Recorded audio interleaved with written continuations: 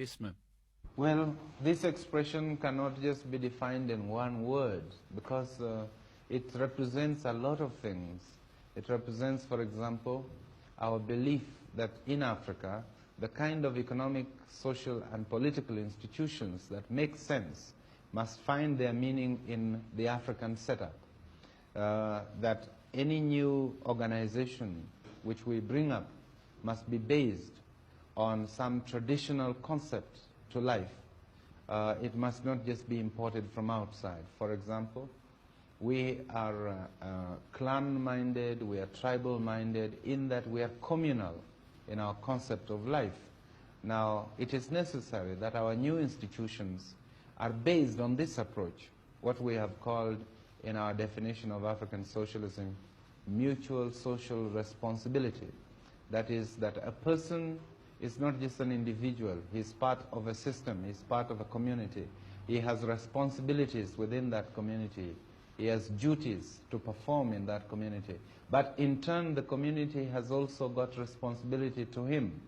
They have duties towards him and his children. This is a very important concept. The other concept is that every person has got equal value and worth. Although some of our people in traditional life had a lot of wealth, but their wealth was not really belonging to them as individuals.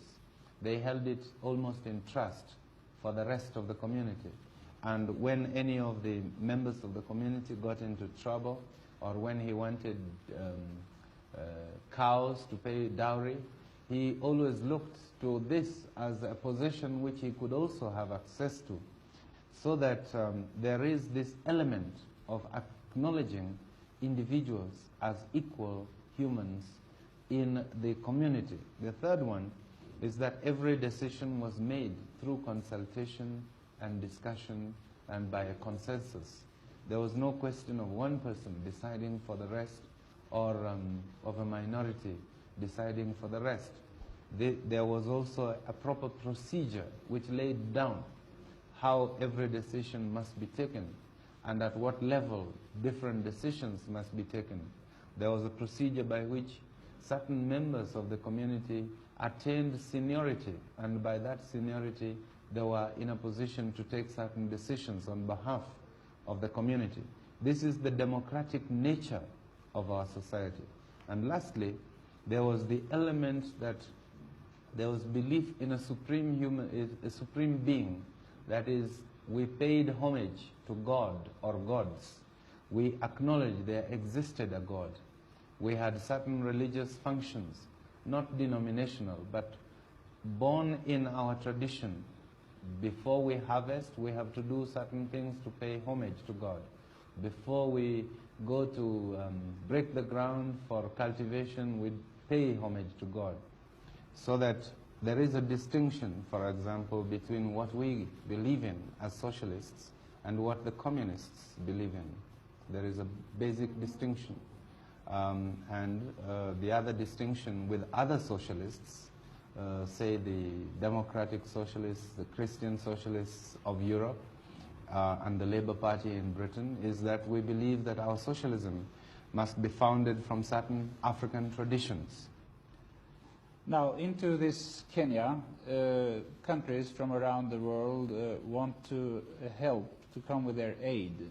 And I understand that you are interested in assistance from abroad, is that right? This is true, yes. Now, what kind of aid would you be mostly interested in, Mr. Mboya? Well, there are two major problems in a developing country like ours. One is the shortage of manpower, and the second is the shortage of capital. Capital both for government activities and also for investment in the private sector. So we are interested in aid, in bringing into the country enough capital to facilitate our development. We are also interested in aid in terms of investments, those who wish to invest in the private sector. But you see, if you have capital alone and you don't have the required manpower, you cannot use the capital. And so we are always also interested that where we get capital, we should also get some technical assistance people who can help us to carry out our projects. But our long-term objective is to move away from aid so that we can concentrate on trade. Our policy is to minimize aid and expand trade as the years go by. And we are very anxious to develop trade relations with outside countries. I think mostly we want to develop trade relations with our neighboring countries within Africa, because in the final analysis, intra-African trade is more important to us than trade with foreign countries who have a very highly sophisticated economic setup. How is your thinking when you think of the slogan Africa for Africans? What role will the Europeans and the Indians play in the future Kenya? Well, I think one thing is to distinguish between what this means in terms of government. What it means in terms of government is that the governments of Africa must be African governments. This is really what it means. Beyond that, we concede, like every other part of the world, that you will have foreigners living amidst our people, and they will be governed by the laws of the land. Also, we have in our constitution provision for other people to become citizens, and there are a number of Asians and Europeans who have become Kenyan citizens since independence, and they will enjoy the same rights as myself or any other African. So to that extent, they are Africans, and they should, just like myself, say Africa is for the Africans. What we're really saying is to exclude foreign powers from interfering in our own local affairs, and also to eliminate colonialism and minority rule from Africa. So if I came here and settled and behaved well and applied for citizenship and acquired citizenship, could I also be a member of your parliament and also be a minister? Yes, in fact, we have a white man who is a minister in the Kenya government. We have another one who is a minister in the Tanzania government. There's another one who is a minister in Zambia. So there are many of white people who are already members of parliament and even members of the cabinet. In the case of the Kenya minister, Mr. Mackenzie, he's not only a white man, he is a former South African, but he's become a Kenya citizen, and he is accepted by the Kenya people. He is a member of our party, and as a result, he has become a minister since independence. Now, the East African cooperation between Tanzania, Uganda, and Kenya has been very close, but now Tanzania has broken out more or less and made a strongly socialist goal. Does that affect the cooperation in any way, do you feel? Well, it does depend on how this is done. So long as there is harmony between our policies, we can continue in a cooperation, although our different countries may take different paths towards socialism.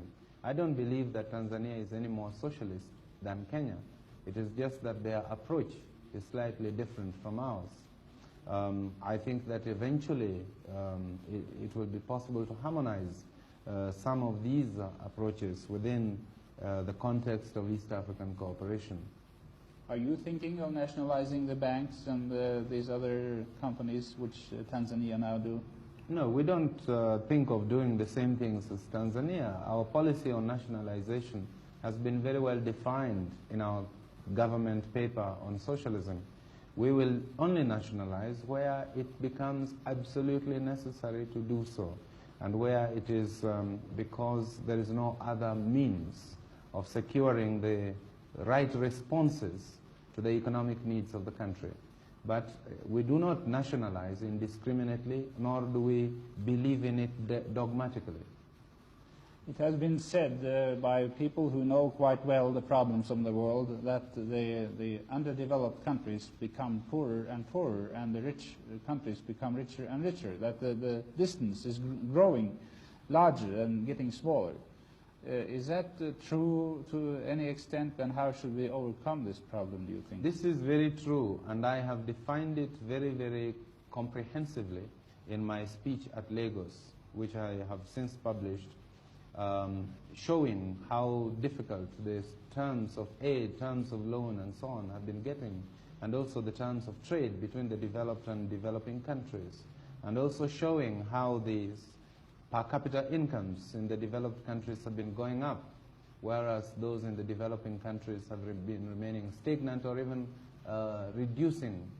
So there is a definite problem, and it's a problem which must be solved. This is why I proposed that there's a need for a specific Africa development strategy, and that strategy is one intended to put Africa's development on an emergency basis and not just on a casual basis as it is today. It is one which will require that the developing countries make special contribution towards an African development fund. It is one which will require that African states themselves contribute towards a general African development program, which requires cooperation between them. This is something I could speak on for a long time, but which I have defined in a comprehensive document, now published as a Kenya government document under the title A Strategy for a Development Strategy for Africa, which you might find to be very interesting reading. In that connection, I would like to ask you, how do you look upon the development now towards a more common European market? Is that a threat, a further threat to the relation between the richer nations and the poorer nations? No, I don't think so. I think it is a logical development in Europe. I don't think there is very much of an alternative for Europe but to do this, especially with the end of colonial empires. Europe has to reorganize herself. Does this affect Africa in any way? It does, because it means that Africa also must reorganize herself to meet the new European structure, and also that we also, the European concept of the common community must bear in mind that there are other parts of the world and not just Europe, and that Europe owes those parts of the world some cooperation.